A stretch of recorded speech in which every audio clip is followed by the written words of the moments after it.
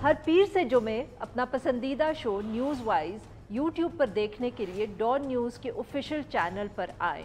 और सब्सक्राइब करना मत भूलें, बेल आइकॉन को प्रेस करें।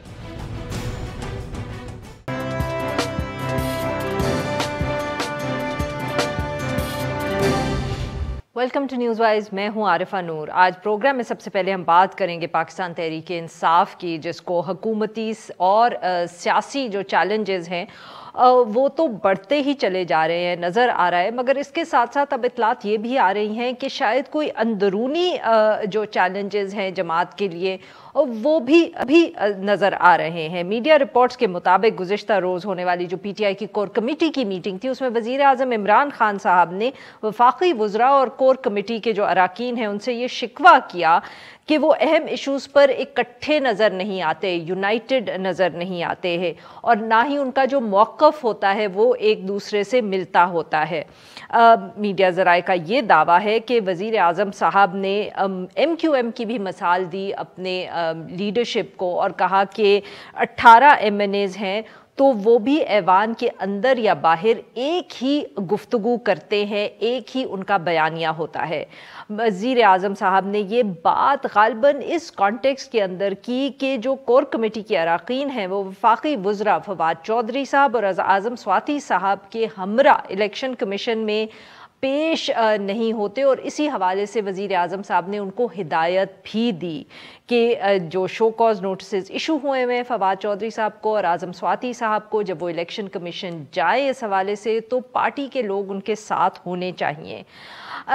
वज़ीर आज़म साहब ने कोर कमेटी के अराकीन को जो TLP के साथ मुआहिदा हुआ है उसके हवाले से भी ब्रीफ किया। दिलचस्प बात ये है कि मीडिया ज़राए तो ये कह रहे हैं कि वज़ीर आज़म साहब ने सबको मना किया कि वो इस मौजू के ऊपर बात ना करें, मगर आज ही वफाकी वज़ीर फवाद चौधरी साहब ने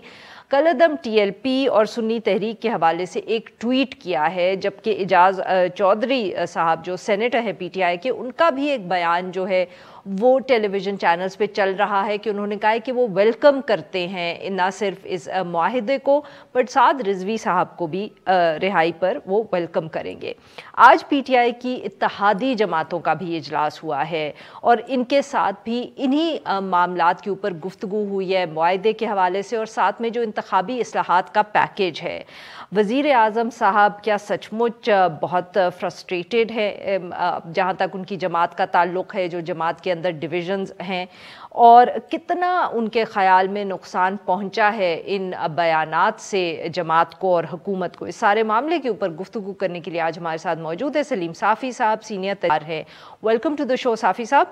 साफ़ी साहब, सर बहुत सी डेवलपमेंट्स पाकिस्तान तहरीक इंसाफ के हवाले से हुई हैं पिछले 1-2 दिनों में, पर सर आज एक और भी बहुत अहम खबर आई और वो ये थी कि वज़ीर आज़म साहब कल खिताब फरमाएंगे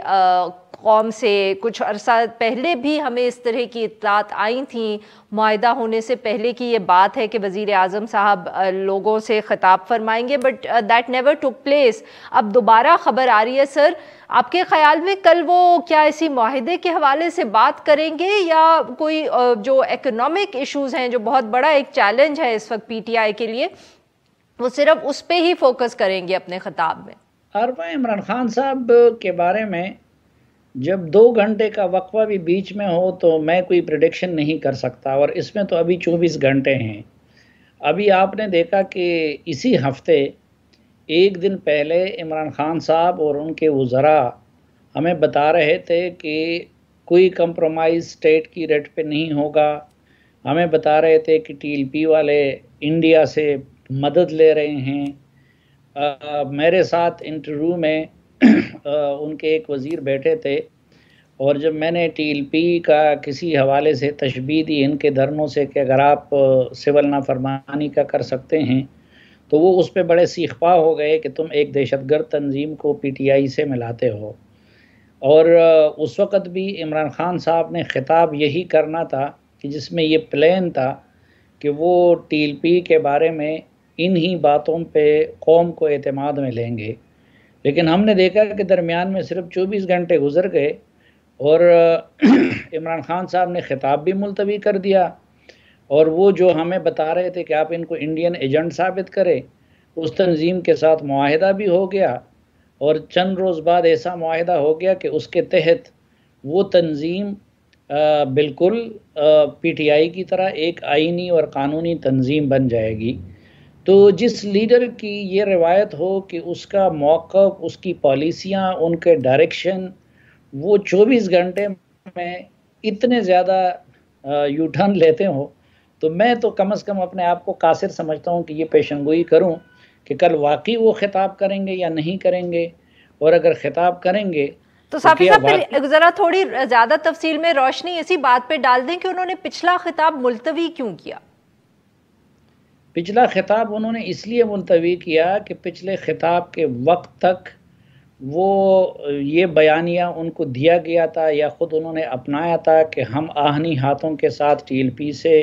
نمٹیں گے، اسٹیٹ کی ریٹ پہ کوئی کمپرومائز نہیں ہوگا، پولیس کی شہادتوں کا حساب لیا جائے گا، کسی کو یہ اختیار نہیں دیا جا سکتا ہے کہ وہ جتہ بنا کے حکومت کو بلیک میل کریں۔ لیکن جب خطاب کا وقت آ رہا تھا تو اس وقت تک پوری پالیسی میں یو ٹرن آئی ہوئی تھی،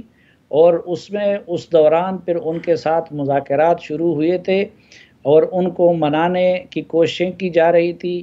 پھر ہم نے دیکھا کہ ان کے براہ راست نمائندے نہیں تھے، انہوں نے پہلے یہ شرط رکھی کہ اس میٹنگ سے اپنے ان 2 وزراء کو نکال دو، اور وزیر اعظم نے ان 2 وزراء کو بے توقیر کر کے نکال دیا۔ پھر شام کے رات کو جس میں ڈیل ہوئی اس کے لیے ان کی طرف سے یہ شرط رکھی گئی کہ اس میں جو کنسرن منسٹر ہے وزیر مذہبی امور وہ اور وزیر داخلہ بھی نہیں بیٹھیں گے، اور عمران خان صاحب نے اپنے ان دونوں وزراء کو بھی توقیر کر کے وہ کام ان کے ساتھ کر دیا کہ اس میں ان کے کنسرن منسٹر نہیں بیٹھے، ارریلیونٹ منسٹر، اور وہ بھی صرف نمائشی طور پر بیٹھ گئے اس پورے پروسیس میں، شاہ محمود قریشی صاحب اور وہ علی محمد خان اور اسد قیصر۔ اور یہ بھی نہیں سوچا گیا کہ یہ شاہ محمود قریشی جو پاکستان کے وزیر خارجہ ہیں وہ ایسی تنظیم کے ساتھ بیٹھ کے پریس کانفرنس کر رہے ہیں جس تنظیم کو 24 گھنٹے پہلے اس حکومت کے ترجمان دہشت گرد تنظیم اور انڈیا سے مدد لینے والی تنظیم قرار دے رہی تھی۔ تو اب میں حیران ہوں کہ شاہ محمود قریشی ہی جا کے فرانس میں اور یورپ میں باقی ممالک میں اور امریکہ میں پاکستان کا مقدمہ لڑیں گے، تو اس دستخط کو یا اس فوٹیج کو وہ کیا کریں گے؟ اچھا، آج عمران خان صاحب اگر ان سے گلہ کر رہے ہیں کہ تم اپنے وزیروں کے ساتھ کھڑے نہیں ہوتے، تو کیا خود عمران خان صاحب یہ معاہدہ کرتے وقت فواد چودھری اور شیخ رشید کے ساتھ کھڑے ہو گئے؟ سب سے زیادہ تو انہوں نے ان کو رسوا کیا، کیونکہ اس سے پہلے جو دونوں کہہ رہے تھے وہ بھی اسی وزیر اعظم کے کہنے پہ کر رہے تھے، اور پھر جب اب وہ منہ نہیں دکھا صافی صاحب معاف کریے گا آپ کی بات یہاں کاٹ رہی ہوں، بٹ یہ جو جس یو ٹرن کا آپ نے ذکر کیا، بہت اہم یو ٹرن، بٹ سر یہ یو ٹرن عمران خان صاحب نے خود لیا یا یہ کسی کے کہنے پہ انہوں نے لیا؟ مذاکرات انہوں نے کیے یا کوئی اور کر رہا تھا؟ نہیں، دیکھیں یہ تو عملاً پاکستان میں جو ہوتا ہے، لیکن کسی اور کو بھی تو عمران خان صاحب نے ریکویسٹ کی ہوگی نا کہ میرے لیے آ کے مسئلہ حل کر دے۔ تو میری معلومات بھی یہی ہے کہ یہ کسی اور نے کیا ہے سب کچھ، لیکن وزیر اعظم کی ریکویسٹ پہ کی ہے، کیونکہ وزیر اعظم اور ان کی حکومت کے پاس نہ نیریٹو تھا نہ لائن آف ایکشن تھا۔ ایک وزیر کچھ کہہ رہا تھا، دوسرا کچھ کہہ رہا تھا، تیسرا یہ کہہ رہا تھا کہ جی پچھلے معاہدوں کا عمران خان صاحب کو علم نہیں ہے، باقی وزیر چپ گئے تھے ڈر کے مارے، خوف کے مارے۔ تو پھر عمران خان صاحب نے کچھ اور لوگوں سے ریکویسٹ کی کہ جی اب آپ لوگ آئیں اور میرے لیے یہ مسئلہ، تو یہ سارے وزیروں کی اٹک بیٹھک یہ ساری نمائشی تھی، وہ کچھ اور لوگوں نے مسئلہ حل کرایا ہے۔ تو صافی صاحب ایک طرف عمران خان صاحب اپنے وزراء کو جیسے آپ ذکر کر رہے ہیں کہ ان کو لیٹ ڈاؤن کیا، ان سے کہلوایا کچھ اور پھر جا کے پالیسی کوئی اور بنائی، تو دوسری طرف اطلاعات یہ ہیں کہ کور کمیٹی کی میٹنگ میں وہ اپنے ہی جو سینئر لیڈرشپ ہے اس میں وزراء بھی ہیں اور دوسرے بھی ان سے ناراض ہو رہے ہیں کہ آپ لوگ جو ہیں اتفاق کوئی نہیں ہے آپس میں، اور آپ لوگ اعظم سواتی صاحب کو اور فواد چودھری صاحب کو سپورٹ نہیں کرتے۔ اصل میں اس میں تو کئی مسئلے ہیں نا۔ پہلی بات تو یہ کہ یہ پارٹی کوئی نظریاتی ہم آہنگی کی بنیادوں پہ تو نہیں بنی ہے نا۔ وہ مثلا اگر کوئی پرانا پی ٹی آئی والا ہے جو آج سے 10 سال پہلے کی کور کمیٹی تھی ان کی، آج اس کمیٹی میں کیا ان کے 5 لوگ ہیں۔ اعظم سواتی صاحب تو جس حکومت کو روزانہ یہ لوگ گالیاں دیتے ہیں، تو اعظم سواتی صاحب بھی اس حکومت کا حصہ تھے، پیپلز پارٹی کی حکومت کا، اور اس سے پہلے مولانا فضل الرحمان صاحب کے دست راست تھے، اور شاہ محمود قریشی صاحب بھی اس پیپلز پارٹی حکومت کا حصہ تھے، اور فواد چودھری صاحب بھی پیپلز پارٹی کی اس حکومت کا حصہ تھے۔ تو یہ تو کوئی قاف لیگ سے لا کے، کوئی پیپلز پارٹی سے لا کے، کوئی نون لیگ سے لا کے، کسی کو دوسری پارٹی سے توڑ کے، عمران خان صاحب نے وہ کام بھی خود نہیں کیا ہے۔ ایک چوچوں کا مربع بنایا گیا ہے، جن لوگوں کی نہ کوئی نظریاتی ہم آہنگی ہے، نہ یہ پارٹی اسی طرح ایک آرگنائزڈ پارٹی بنی ہے جس طرح کی پارٹیاں ہوا کرتی ہیں۔ مثلا آپ مجھے فواد چودھری صاحب اور علی محمد خان صاحب کی شخصیت میں کوئی قدر مشترک دکھا دیں۔ پھر عمران خان صاحب نے خود پارٹی کے اندر ون مین شو چلا کے نہ تو کوئی محاسبے کے کلچر کو فروغ دیا ہے، نہ تنقید کے کلچر کو فروغ دیا ہے۔ باہر سے لوگ لائے جاتے ہیں، اپنے ان کے کتنے ایم این ایز جو ہیں وہ آن بورڈ رہتے ہیں۔ یہ کور کمیٹی کتنے جو ہے میرٹ پہ بنی ہوئی ہے خود۔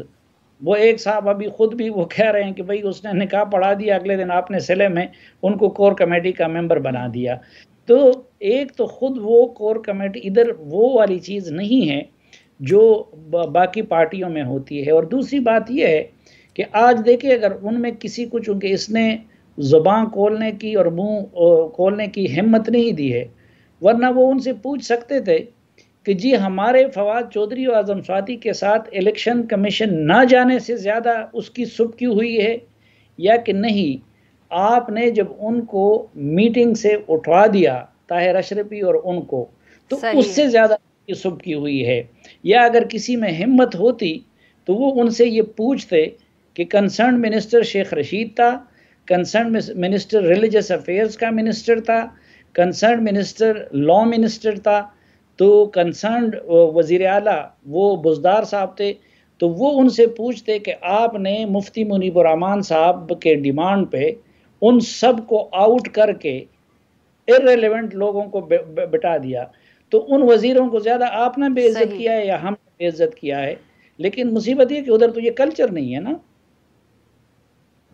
بالکل صحیح جی۔ ناظرین یہاں پہ لیں گے ایک چھوٹا سا بریک، اور جب ہم واپس آئیں گے تو سلیم صافی صاحب سے گفتگو جاری رکھیں گے۔ Stay with us.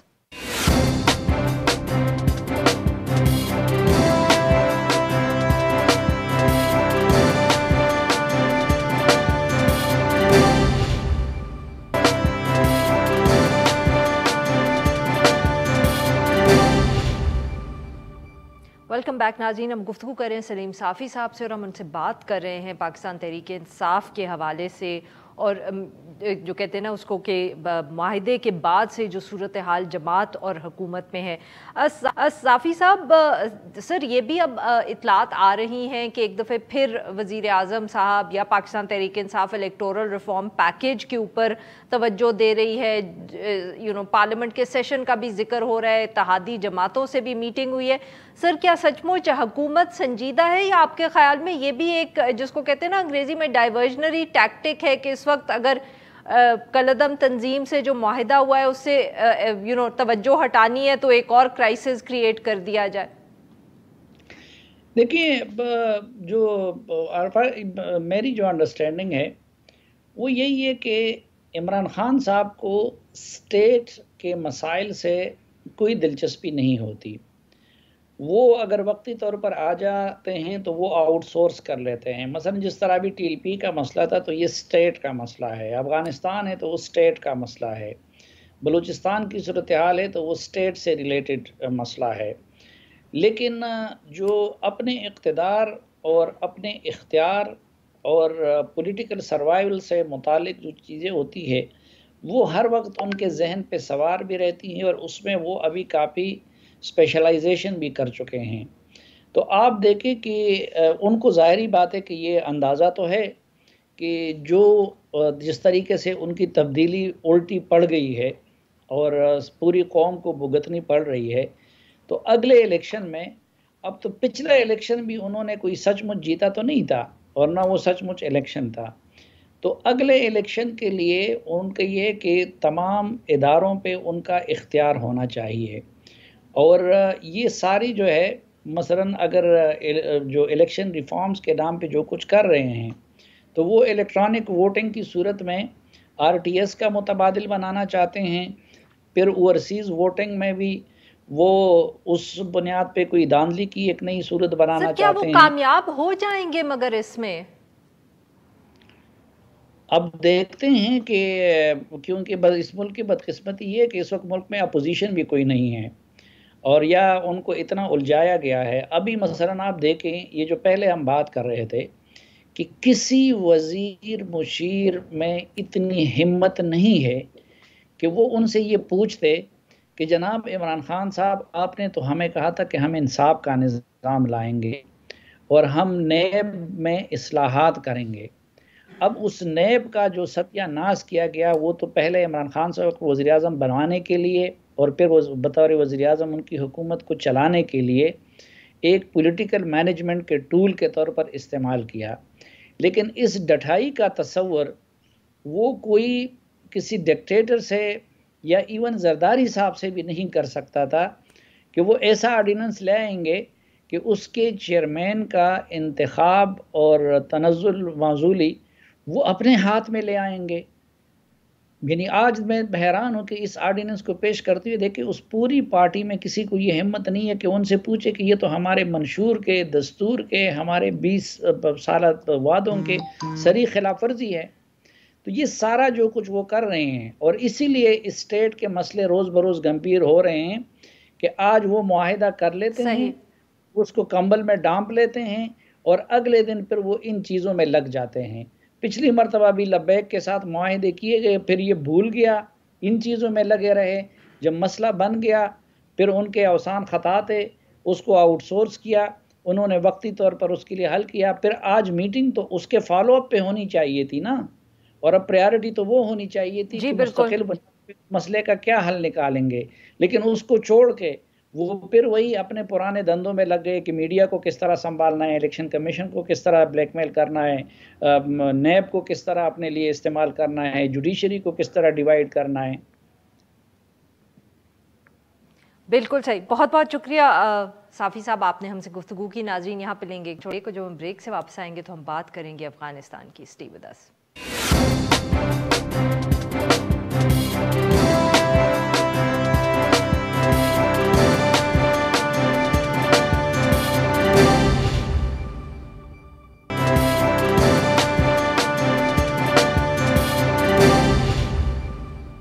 پروگرام کے اس حصے میں ہم بات کریں گے افغانستان کے، اور جو کابل میں آج دھماکے ہوئے ہیں۔ میڈیا رپورٹس کے مطابق 2 دھماکے ملٹری ہاسپٹل کے قریب ہوئے ہیں، جن میں اب تک 19 ہلاکتیں ہو چکی ہیں، جبکہ 50 سے زائد افراد جو ہیں وہ زخمی ہیں۔ افغان میڈیا کا یہ کہنا ہے کہ ملٹری ہاسپٹل کے دروازے کے قریب جو پہلا دھماکہ تھا، اس کے بعد داعش کے جو ملیٹنٹس تھے وہ ہسپتال کے اندر داخل ہوئے، اور اسی دوران ان کی جھڑپ بھی ہوئی طالبان فورسز سے، اور وہاں ایک خودکش حملہ آور نے دروازے پر ہسپتال کے اپنے آپ کو اڑا دیا۔ اور یہ پہلا ایسا واقعہ نہیں ہے، اس سے قبل 9 اکتوبر کو بھی قندوز کا جو صوبہ ہے اس کے اندر مسجد میں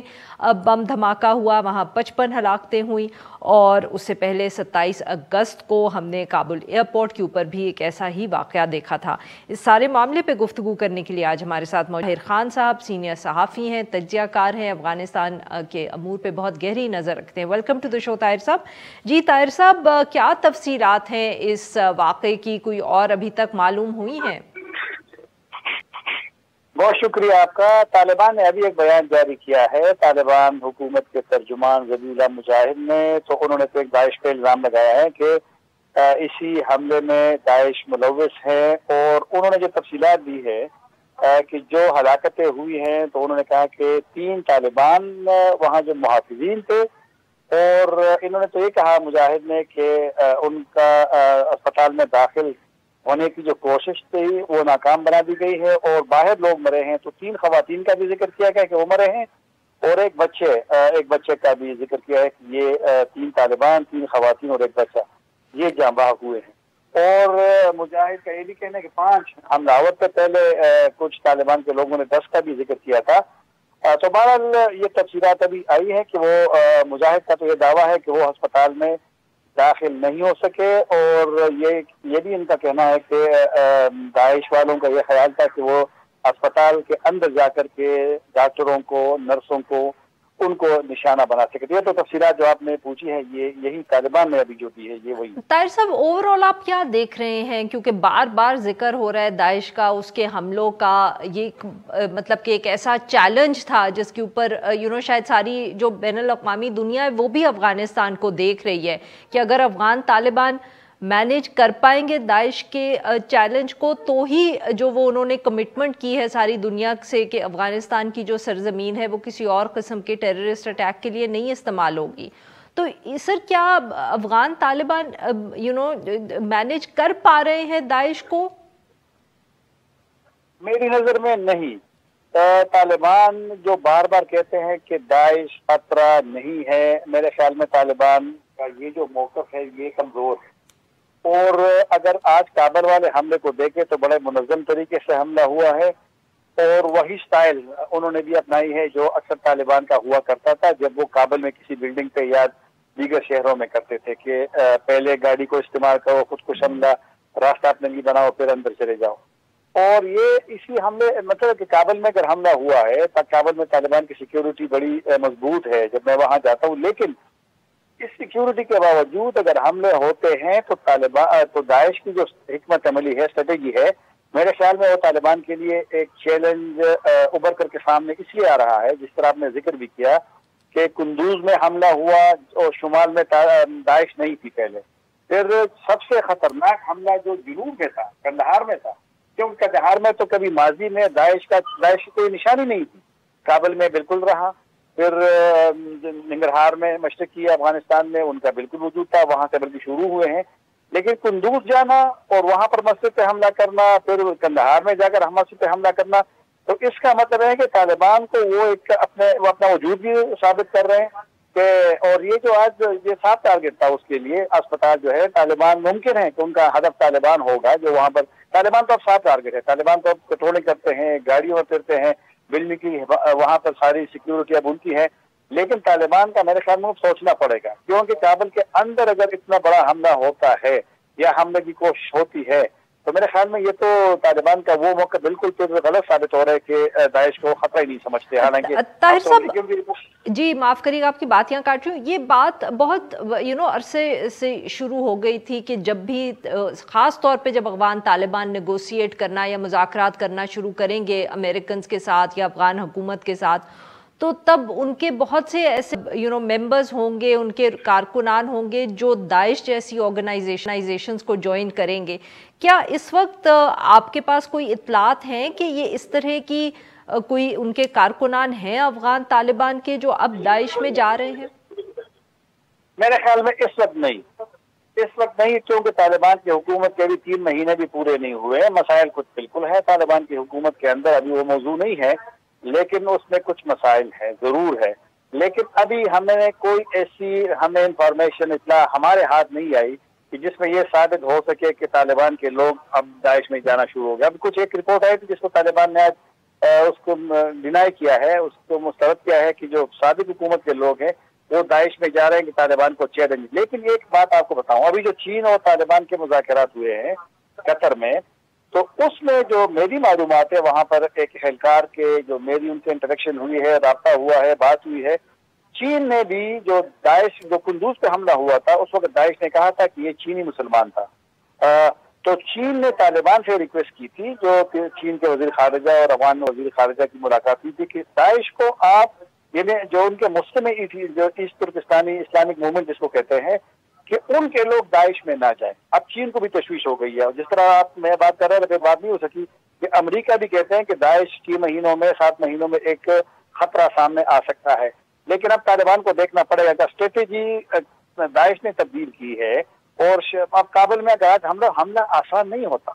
حملے کے لیے اگر آپ نے گروپ تیار کرنا ہے تو کابل میں آپ کا کوئی نہ کوئی سیٹ اپ ضرور ہے کہ بندے تیار کرنا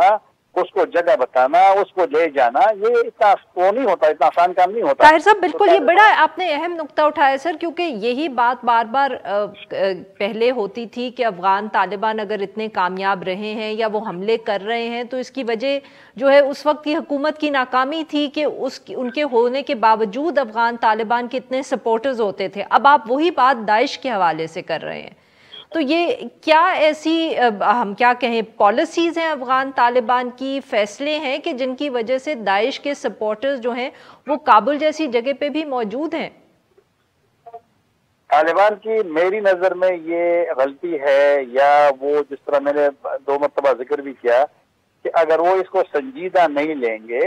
اور ان کے جو سلیپنگ سیل ہے یا جو ان کے مراکز ہے ان پہ وہ اٹیک نہیں کریں گے، ان کو معلوم نہیں کریں گے، تو جس طرح ماضی میں لوگ بات کرتے تھے سیکیورٹی پرابلمز کے مسائل کے کابل کے اندر، تو وہی مسائل اب طالبان کے لیے پیدا ہوگی۔ لیکن طالبان کے لیے مشکل یہ ہو رہی ہے کہ دیکھو نا، جب ان کی حکومت 1996 سے 2001 تک تھی تو طالبان کے 2 چیزوں کو لوگ یاد کرتے تھے، ابھی تک لوگ یاد کرتے ہیں، ایک سیکیورٹی، ایک افیون کی کاشت کو ختم کرنا۔ اب طالبان کی اگر اوائل میں داعش اتنی مضبوط ہو گئی ہے، منظم ہو گئی ہے کہ طالبان کو ہٹ کر رہے ہیں، حملے کر رہے ہیں، تو میرے خیال میں طالبان کے لیے یہ دیکھنا پڑے گا کہ ان کی سیکیورٹی میں کہاں پہ مسائل اور کمزوریاں ہیں۔ اور طاہر صاحب ویری کوئکلی یہ بھی ضرور ذکر کریں کہ کتنا اب خدشہ ہے، وہ رپورٹ جو آئی تھی جس کا آپ نے بھی ذکر کیا، امریکن رپورٹ، اس کے اوپر بہت سے لوگوں نے تحفظات کا اظہار کیا، مگر یہ کتنا ایک سنجیدہ خدشہ ہو سکتا ہے کہ داعش کی جتنی پریزنس جو ہے وہ رہے گی جتنی دیر، اتنا زیادہ خدشہ یہ بڑھے گا کہ افغانستان کی سرزمین سے ایکٹیویٹیز دوسرے ممالک کے خلاف ہو سکتی ہیں؟ دوسرے ممالک والا سوال بھی لوگوں کو ذہن میں ہے۔ پاکستان میں بھی حملے زیادہ ہوئے ہیں جب سے طالبان کی حکومت، اس میں کوئی شک نہیں ہے، ہمارے قبائلی علاقوں میں، خاص کر وزیرستان میں، اور پھر کچھ واقعات سرحدوں پہ بھی ہوئے ہیں، بلوچستان میں بھی واقعات زیادہ ہو رہے ہیں۔ تو اب طالبان کے لیے یہ بھی ایک چیلنج ہے، کیونکہ طالبان کی کلیئر پالیسی نہیں آ رہی۔ جو خدشات ہیں، مثلا چین کا میں نے ذکر کیا، پھر پاکستان کے بھی ہوں گے، لیکن پاکستان شاید اپنے طریقے سے ان کو کنوے کرتا ہوگا، اس طرح چین نے کنوے کیا ہے اپنے کنسرن۔ دنیا کے خدشات بڑھیں گے، اور یہ والا اگر ہوا نا داعش والا، اور میرا جواب سوال کا پہلا حصہ تھا، میرے خیال میں داعش کا یہ خطرہ رہے گا، بڑھنے کا بھی امکان ہو سکتا ہے، کیونکہ یہ جو شدت پسند تنظیمیں ہیں ان کی ایک پالیسی ہے کہ جہاں ان کا میدان ان کو ملے وہاں یہ پہنچتے ہیں، یہ کوشش کرتے ہیں کہ وہاں پہ پہنچ جائیں، تو یہ خطرہ رہے گا۔ اور طالبان اگر اس کو، جس طرح میں نے پہلے بھی کہا، اگر اس کو سنجیدہ نہیں لیں گے تو ان کے لیے مشکلات بڑھیں گی۔ بہت بہت شکریہ طاہر صاحب، آپ نے ہم سے گفتگو کی۔ ناظرین یہاں ایک چھوٹا سا بریک ہو، جب ہم بریک سے واپس آئیں گے تو ہم بات کریں گے خیبر پختونخوا کے اندر جو لوکل گورنمنٹ الیکشنز کے حوالے سے پشاور ہائی کورٹ کا فیصلہ سامنے آیا ہے۔